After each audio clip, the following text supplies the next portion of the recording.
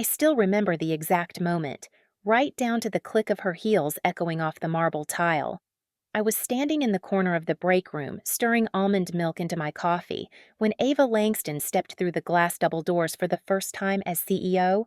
She didn't say good morning, didn't nod, didn't look around at the employees who had kept her father's company alive through 3 market crashes, a supply chain crisis, and an acquisition that nearly gutted us. She just walked. High-gloss red soles, sharp blazer, phone in hand like a badge of honor. She didn't look like she belonged in logistics. She looked like a fashion influencer who'd wandered into a warehouse by mistake. I knew who she was. We all did. Ava Langston, only child of Daniel Langston, the founder and retiring CEO of Langston and Company. I'd seen her at holiday parties in Paris, laughing too loudly while the rest of us discussed quarterly forecasts. She'd spent 3 years consulting for startups across Europe while the rest of us held the company together with duct tape and weekend shifts. Now she was back, and now she was in charge. I didn't think much of it until my name came over the intercom. Celia Hart to the executive floor, conference room B. I blinked. That wasn't normal. I wasn't on the calendar. I had 3 meetings that morning and a call scheduled with the Viridian freight team to finalize pre-negotiation terms. The biggest deal we'd landed in years, $60 million on the line. But something in the receptionist's voice made my stomach drop. I took the elevator in silence. When the doors opened, I saw her standing by the glass conference room, arms folded like she'd been waiting for me. She didn't smile, didn't greet me, just turned and walked inside. The new HR director sat at the table, neutral expression, tight posture. A slim, white folder sat between them. My name printed neatly across the front. My heart pounded once. Hard. "Please sit," Ava said, like she was doing me a favor. I sat. She didn't. "This won't take long," she said. Her voice was crisp, practiced. "We've been reviewing redundancies and realigning our leadership structure. After assessing current department performance, it's been decided that your position is no longer required." I didn't move. I didn't blink. "I'm sorry," I said, even though I wasn't sure I wanted the answer. "We're moving in a new direction," she continued, already pushing the folder toward me. "Effective immediately. A severance package is included. We ask that you collect your things today and coordinate your exit with HR. 12 years. 12 years of building the global logistics department from scratch. Dozens of international contracts. Staff I'd hired, mentored, trained. Clients who requested me by name. None of it mattered. She hadn't even looked at me. Not really. She hadn't asked a single question. "Did you speak to your father about this?" I asked, the words quieter than I intended. Her jaw tensed. "My father is retired. This decision is mine." I let out a small breath. Not a sigh. Not frustration. Just release. "Understood," I said. I stood slowly, taking the folder with me, even though I didn't plan to read it yet. As I walked past her, she said nothing. No apology, no explanation. Just silence. And that was the part that stayed with me. Not the humiliation, not the cold efficiency of the firing, not even the stunned faces of my team when I returned to my desk and quietly began to pack. It was the silence, like I didn't matter. Like 12 years of loyalty and strategy and sacrifice could be wiped out with one signature from someone who hadn't even been in the trenches long enough to know where the bodies were buried. I didn't speak as I packed. I didn't cry either. The others hovered. Jason, Maya, even Lila from accounting. But I shook my head gently. Don't make this harder. Don't let me fall apart. I left the building with a cardboard box, a coffee mug, a photo of my late father from my first promotion, and a heart that felt like it was caving in on itself. The drive home blurred past in streaks of gray and red and rainy asphalt. At a red light, I thought about the final call I was supposed to have with Viridian on Friday, the one where I was to walk them through the last leg of a 6-month negotiation, the one Daniel Langston himself had assigned to me. The one where I, and I alone, was the authorized negotiator. And that's when it hit me. She hadn't read the contract. Ava hadn't even looked. She didn't know that clause existed. the one Daniel had insisted on after the steel bridge fallout, the clause that made me the only person legally permitted to close Viridian. No substitutes, no exceptions. It was meant to protect the deal. Instead, it had just become my leverage. I pulled over on the side of the road and sat in the quiet, engine humming beneath me, rain tapping against the windshield. My phone buzzed in the passenger seat. I didn't look, not yet. Instead, I leaned my head back and stared at the ceiling of my car. I wasn't just angry. I was something deeper, something colder, because Ava Langston had just fired the one person holding the entire deal, and maybe the company together. And she didn't even know it. The rain hadn't stopped when I pulled into my driveway. I sat in the car for a few extra minutes, the wipers thudding across the windshield like a ticking clock. The box in my passenger seat looked smaller now, more like a souvenir than a career. 12 years reduced to 5 pounds of personal effects and a nonchalant goodbye. I carried it inside, set it on the kitchen counter, and stood there, staring at nothing. I made tea I didn't drink, turned on the lights I didn't need. Then I walked to the hall closet and pulled out the black accordion file I hadn't touched in months. Every contract I'd ever worked on, every major client, every signed NDA, every redline markup, they were all in here. Paperwork I had memorized, clause by clause, because I didn't believe in being caught off guard. I flipped through the tabs until I found the one labeled Viridian. 6 months of work, hundreds of hours of research, travel, translation, cultural navigation. Ava had fired me 3 days before the final signature. I opened the master agreement. It was thick, almost an inch, and paged through until I reached section 7.3, highlighted in orange. Final stage negotiations for this account will be conducted exclusively by Celia Hart, executive strategist. Any substitution or reassignment of authority is void without written approval by Viridian Freight. My hand stilled on the page. The clause. The one Daniel had insisted on after we nearly lost Steelbridge Logistics because someone in finance stepped in unannounced and offended the client. That debacle had cost us a 7-figure penalty and a year of bad press, so Daniel made sure it couldn't happen again. Only this time, it wasn't a random finance executive. It was his daughter. I leaned back in the chair and exhaled slowly. She had no idea. She thought I was expendable. A line item. An outdated piece of the old regime. But Viridian wouldn't even sit down at the table without me. And Friday was approaching fast. I pulled out my laptop, checked my personal copy of the meeting schedule. The call with Viridian's international team was still set. Friday, 11 a.m. sharp, Dubai time zone, Arabic-speaking CEO, and a reputation for walking out of deals if they sense instability. If Ava showed up in my place, or worse, sent someone from marketing, the entire negotiation would fall apart before the first sentence. They trusted me, not Langston and company me. Ava hadn't earned that trust. Hell, she hadn't even been on a single call. She had no idea who these people were. No idea what we had promised. No idea that firing me wasn't just careless, it was catastrophic. And the best part? It was all in writing. The sun dipped behind the horizon as I reread the clause again, just to be sure. I wasn't angry anymore.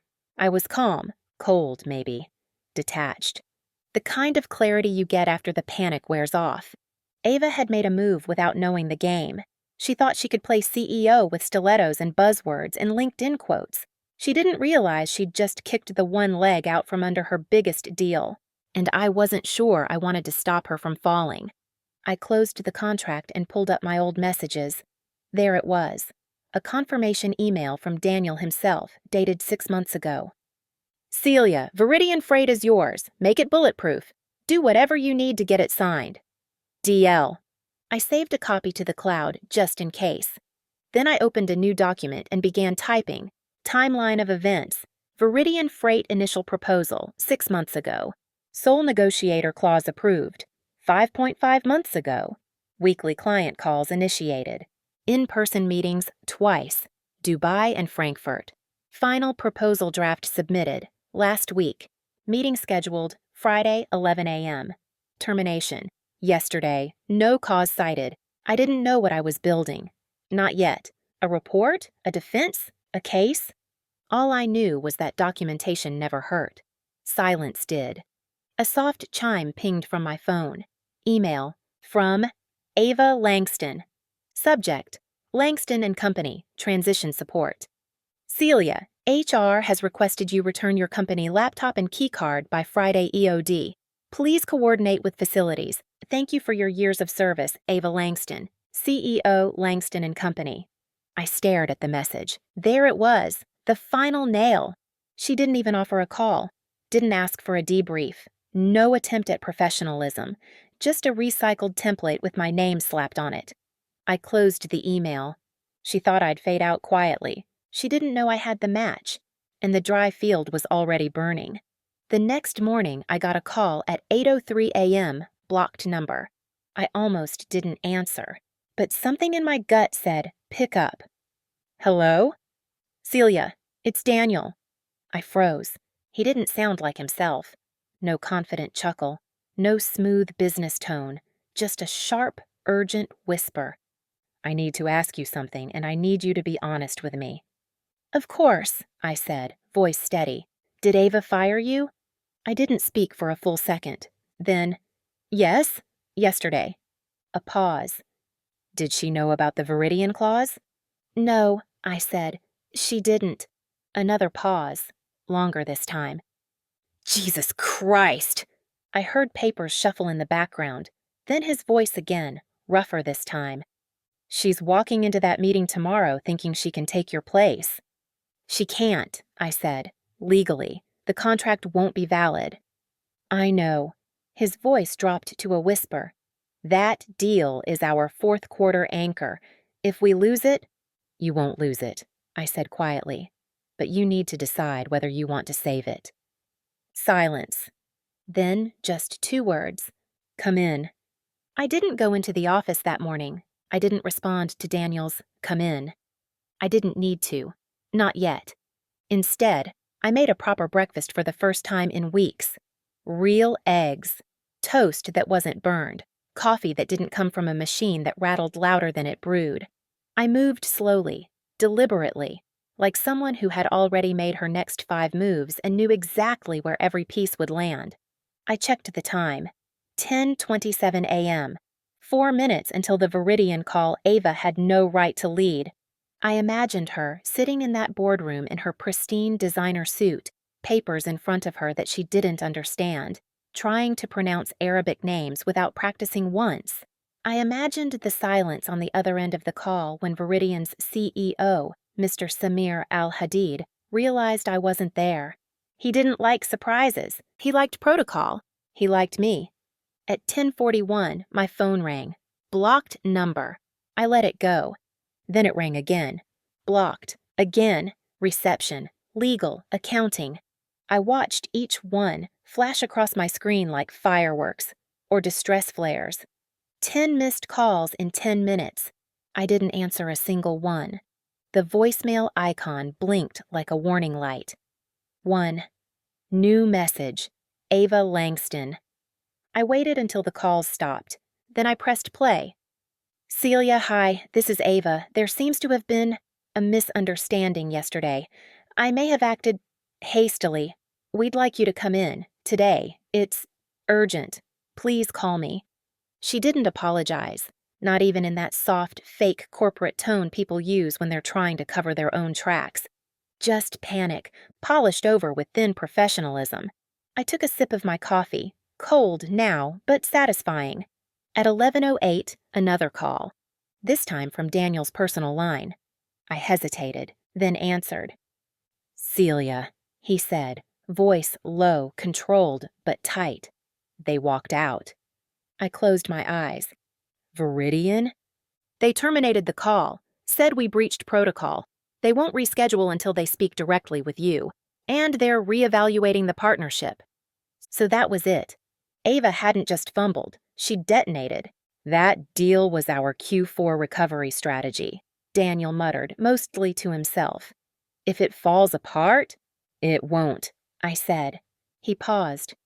I meant what I said yesterday. I want you back. I'll make it right. Not yet, I replied. Silence stretched between us. "I'll consider returning to finalize Viridian," I continued, "but only under specific conditions. And I want them in writing." "What kind of conditions?" "No interference, autonomy over the deal, a meeting with legal, and I speak with you, not her." Daniel exhaled slowly. "Understood." "I also want a clause about re-entry. No rehire without a revised contract, no vague promises, no room for reversal." He hesitated, then said, "Agreed. I'll be in touch." And I hung up. I sat there for a while, staring at my phone. I wasn't angry anymore. I wasn't rattled. I was clear. Ava thought firing me had been the end of something. She didn't realize it was the beginning of a reckoning. By 12:15 p.m., the texts started coming in. First Nicole, an old colleague who'd moved to marketing 2 years ago. She'd been around when I built the client department from scratch.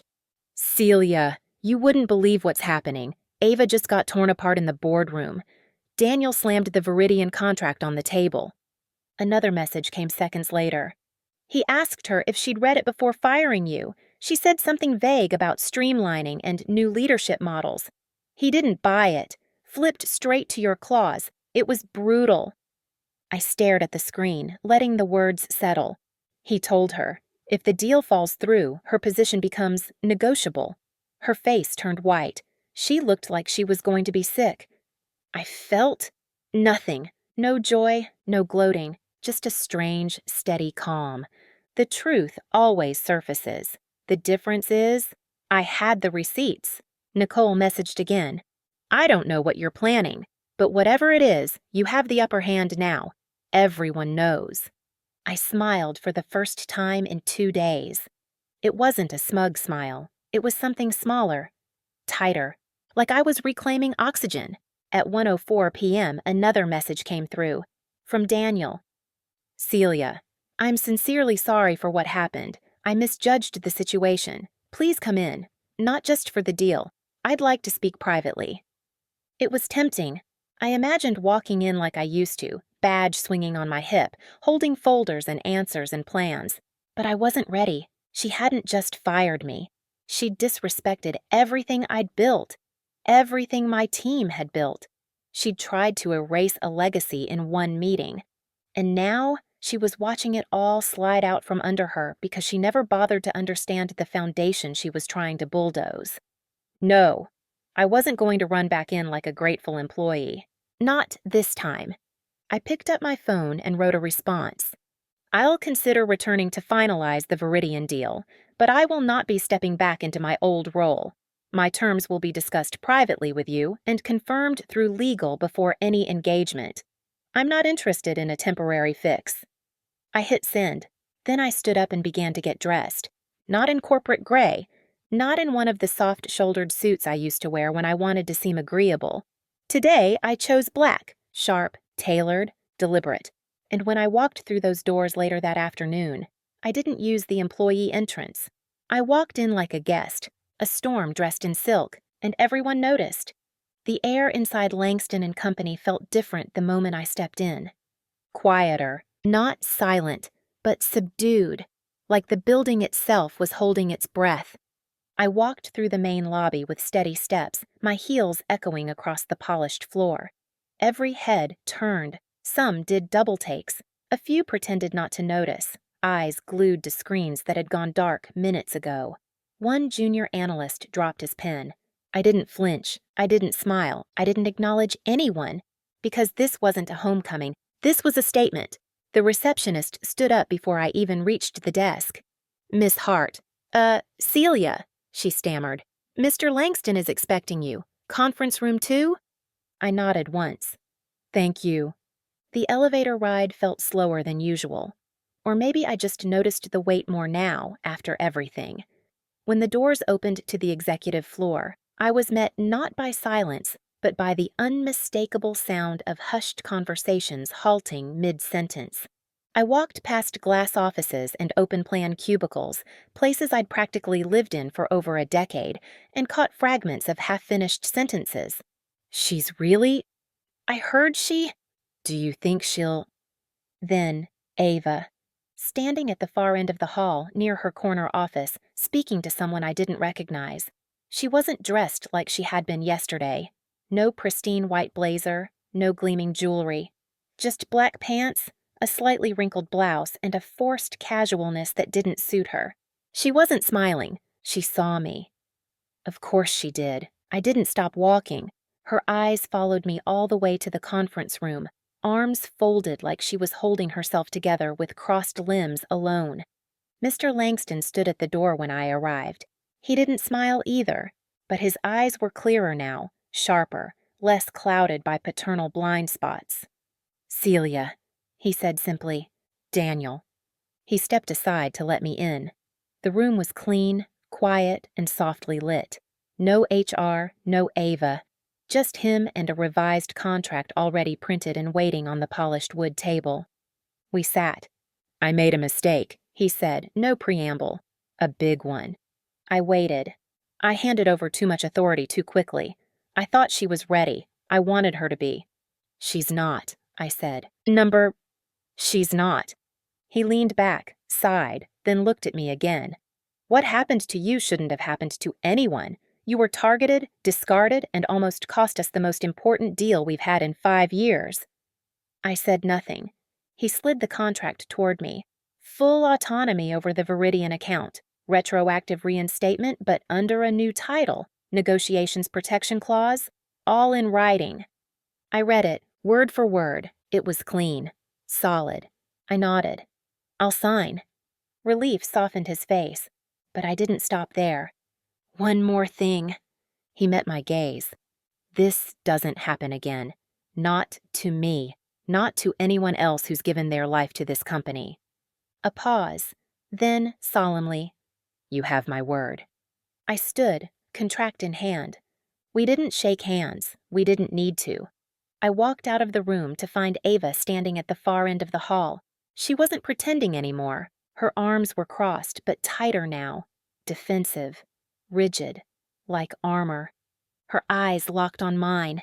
I didn't blink. I didn't slow.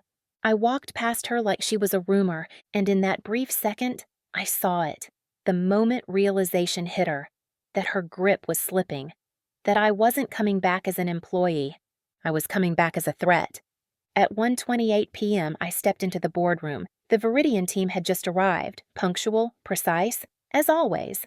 Mr. Samir Al-Hadid greeted me with a nod and a rare smile. "Miss Hart, you remembered." "I don't forget important details," I replied in Arabic. He smiled wider. "Then let's make history." The negotiation went flawlessly. Every point aligned, every concern addressed. We shook hands at exactly 3:06 p.m. The ink dried as the cameras clicked. By the time I returned to the hallway, Ava was gone. She hadn't attended the meeting. She hadn't even been allowed in the room. Later that evening, Daniel called me back to his office. "You saved us," he said simply, "and I owe you more than an apology." "You owe your people leadership," I said. "Someone who knows the difference between control and responsibility." He nodded slowly. He didn't argue. It was enough, for now. I left the office as the sun began to set, its golden light reflecting off the glass buildings around us. I didn't feel victorious. I felt steady. And that was enough. But I knew one thing for sure. Ava wasn't done. She was too proud, too bruised. Men like her didn't vanish. They retreated. And then they retaliated. And I'd be ready. The office felt colder the next week. Not because of the weather, but because something in the air had shifted. People were more polite, more careful. Conversations paused when I passed. Some smiled. Others wouldn't meet my eyes. I'd seen this before, twice in fact, after layoffs, after scandal. It was the silence that came when people sensed something was wrong but didn't know if they were safe. And they were right to wonder. Ava might have lost the boardroom, but she hadn't disappeared. She had simply gone quiet. Which, in my experience, was worse. The first sign was a small delay in an expense reimbursement. Nothing major. A travel claim for the Viridian deal, one I had submitted the day after the signing. Normally, it would have been processed in under 48 hours. But 3 days passed, then 5. Then I got an internal email saying it couldn't be found in the system. I resubmitted it. Then my updated vendor list for our North African expansion initiative bounced back, marked as corrupted. When I checked the file, it had been altered. Data missing, totals changed, contact names deleted. That's when I started to take notes. Not in the system, in a physical notebook. Time, date, what happened, who had access, not paranoia, documentation. Because I'd learned something over 12 years. In corporate warfare, emotions don't win battles. Paper trails do. A week later, I was called into IT. Apparently, an email had gone out from my account, one I didn't remember writing. It had been sent to a South American partner and contained incorrect figures. Nothing outrageous, but enough to raise an eyebrow. Enough to damage trust. Could be a spoof, IT said, or a shared workstation. I nodded, but I already knew. It wasn't external. It was internal. Someone had accessed my credentials and was slowly poisoning my name. And there was only one person who had both the motive and the ego to do it. Avenue. She couldn't fire me, so now she was going to try and discredit me. Sabotage by 1,000 cuts.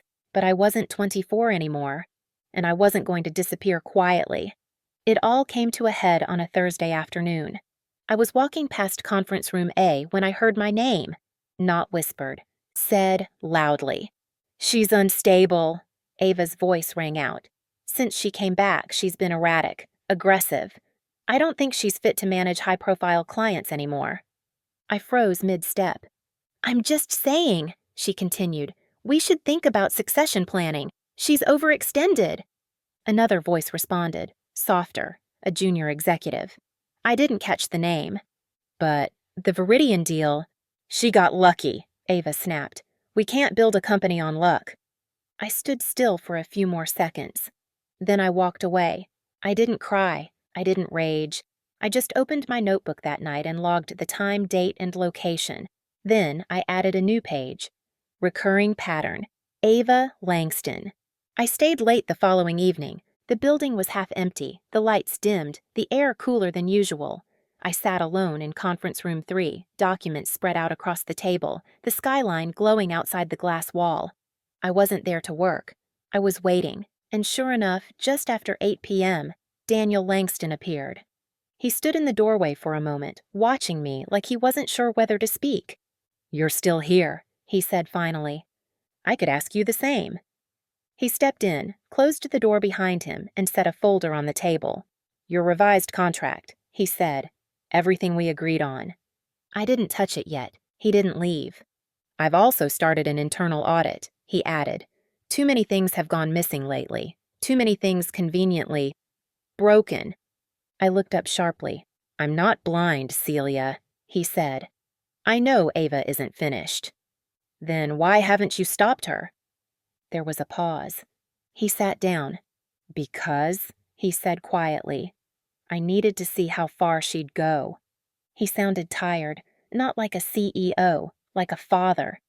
"You're trying to protect her," I said. He shook his head slowly.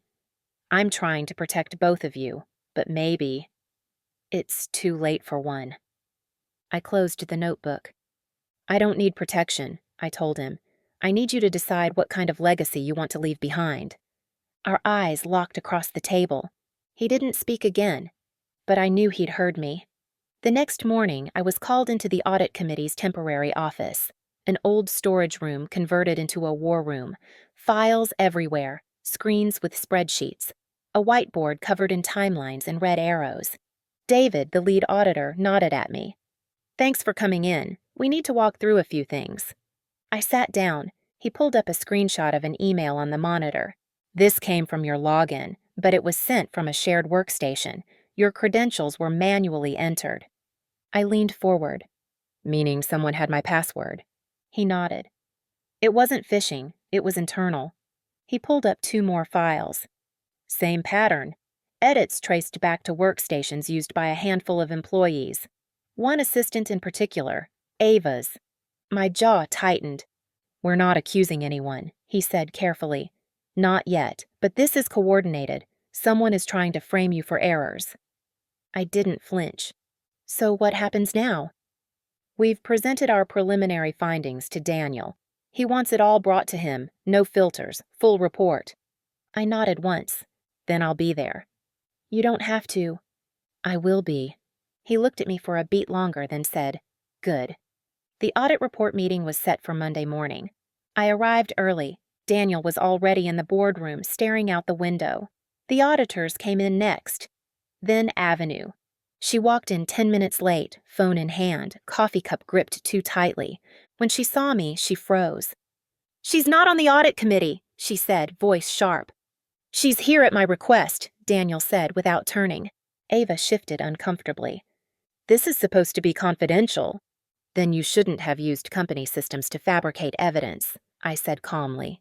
Her mouth opened. David pulled up the timeline. Multiple emails, spreadsheets, all manipulated using your assistant's login. Ava's practiced cool began to slip. You're reaching. She's bitter. You didn't let me go, Ava, I said, locking eyes with her. You tried to erase me.